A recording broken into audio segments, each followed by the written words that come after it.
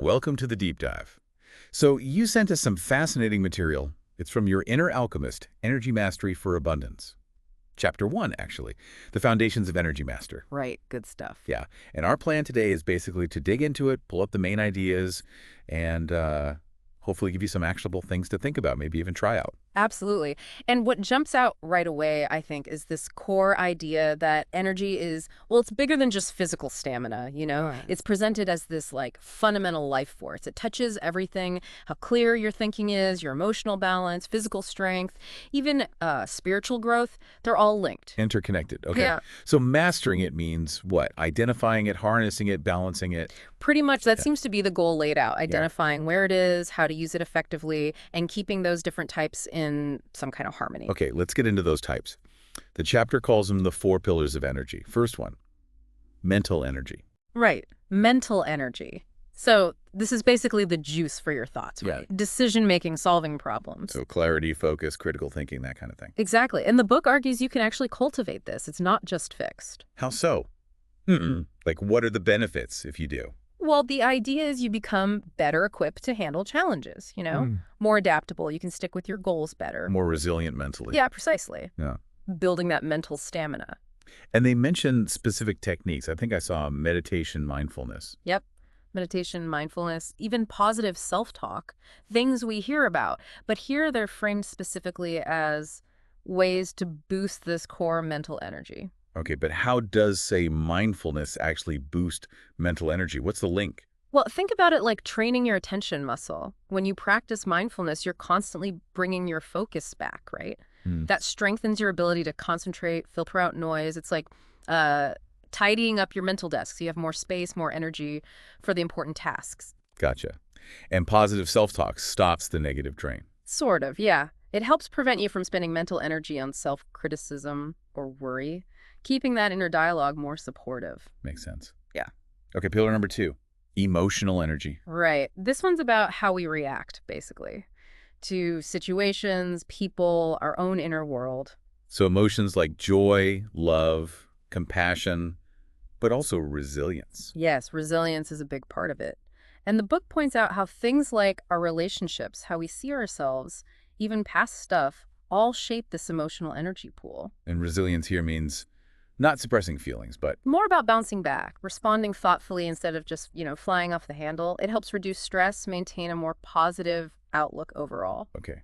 And tools for cultivating this. Journaling. Journaling, affirmations, gratitude exercises, those are mentioned. They're ways to consciously nurture a more balanced emotional state. You're actively tending to your inner world.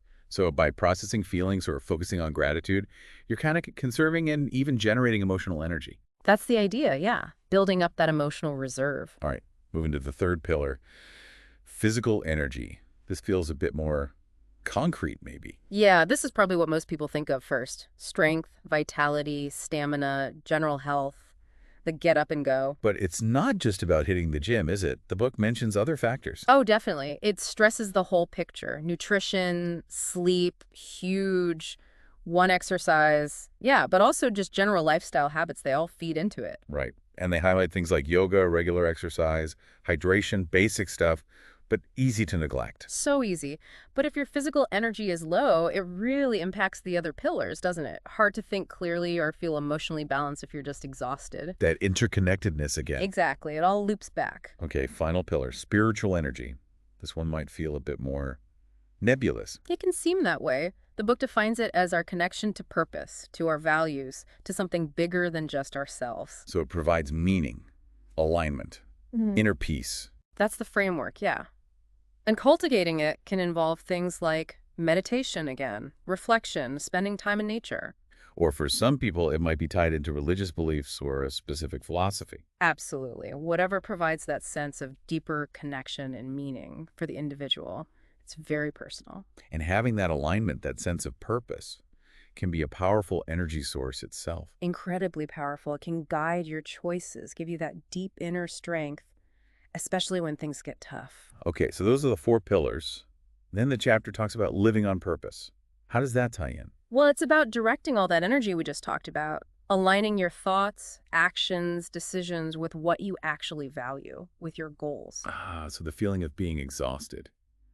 It might not be a lack of energy per se, but maybe it's just scattered, spent on things that don't really fulfill you. That's a huge point the book makes. Think about how much energy goes into obligations or activities that don't really resonate. It's like energy leakage. Right, so figuring out what really matters allows you to channel that energy more effectively. Exactly. For maximum impact, better satisfaction, more fulfillment. It's about focus. Doing the things that count for you. Precisely. Creates a much more sustainable energy flow when your actions line up with your purpose. Now, there's a practical exercise in here too, right? A personal energy audit. Yes. This is a great takeaway. It basically asks you to look at yourself through the lens of those 4 pillars. Like take an honest inventory. Yeah. Where is your energy actually going? What's draining it? What's replenishing it? Across all 4 areas. It shifts you from just reading about it to actually doing something. Okay, so for the mental audit, you'd look at thought patterns, supportive versus draining. Exactly. And where you might be wasting mental energy. Overthinking, worrying, trying to juggle too many things at once. Guilty is charged on the multitasking.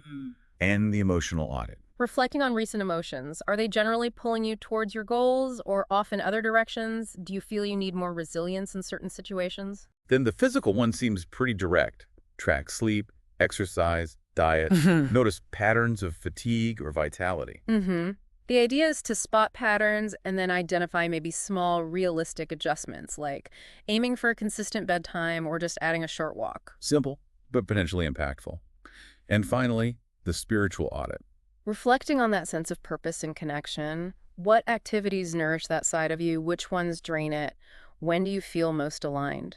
And the advice is to journal this stuff and set intentions for small changes. Yeah, journaling the observations helps solidify them. And then setting intentions for small shifts makes it feel less overwhelming. It's about addressing those energy leaks you find. It feels like a really solid starting point. Awareness first. Absolutely. You can't really manage your energy effectively if you don't understand your own patterns first. This audit gives you that baseline understanding. Okay, the chapter then kind of widens the lens, talks about expanding your energy awareness using Eastern philosophies. It mentions Qi. Qi, yeah, from Chinese philosophy, and Prana from Indian philosophy. Both referring to a kind of vital life force. Essentially, yes. It's interesting how different ancient traditions arrived at similar concepts of this fundamental energy that flows through everything. They've been working with this idea for centuries. And they developed practices to work with it, like Qi Gong, Tai Chi, yoga. Exactly. Those are highlighted as ways to cultivate and balance these energies. Qi Gong and Tai Chi use slow, mindful movements and breath work to activate and guide Qi. And yoga. Yoga uses postures, the asanas linked with breath to balance prana. The goal is to encourage energy flow, release blockages, physical, maybe even emotional tension. So integrating practices like these isn't just about physical benefits. It's about working with this deeper energy system, boosting vitality and resilience overall. That's the perspective, yeah. A holistic approach connecting mind, body, spirit, and this underlying energy. Interesting. Then we get to some lesser-known practices. This bit caught my eye. Essential oils. Yeah. It might seem a bit out there to some, but the idea is, a certain sense, they mentioned peppermint, eucalyptus, rosemary, can actually uplift your mood or sharpen focus. How does that work? The smell triggers something. Pretty much. Our sense of smell has a direct line to the parts of the brain dealing with emotion and memory. So these aromatic compounds can act as sensory triggers, subtly influencing brain activity and how energetic we feel. And the suggestion is simple uses. Wrists, a diffuser. Yeah, very accessible ways. A few drops on the wrists, put some in a diffuser, maybe blend your own. It's an easy thing to experiment with. It shows how even small sensory things can have an effect. Okay, next one. Body language awareness. Right. This is about how the way you physically hold yourself impacts not just how others see you, but your own internal state. Like power posing kind of ideas. Sort of related, yeah. Think about slouching versus standing tall. It sends different signals back to your brain.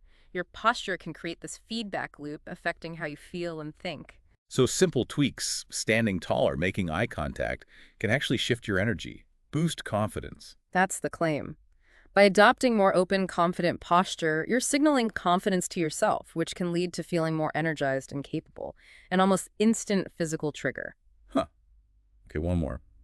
Using mantras for energy alignment. This involves repeating a personal phrase, like the example, I am focused and energized. What's the purpose? Just positive thinking. It's a bit more focused than that. It's about consciously directing your mental and emotional energy using that repetition and intention.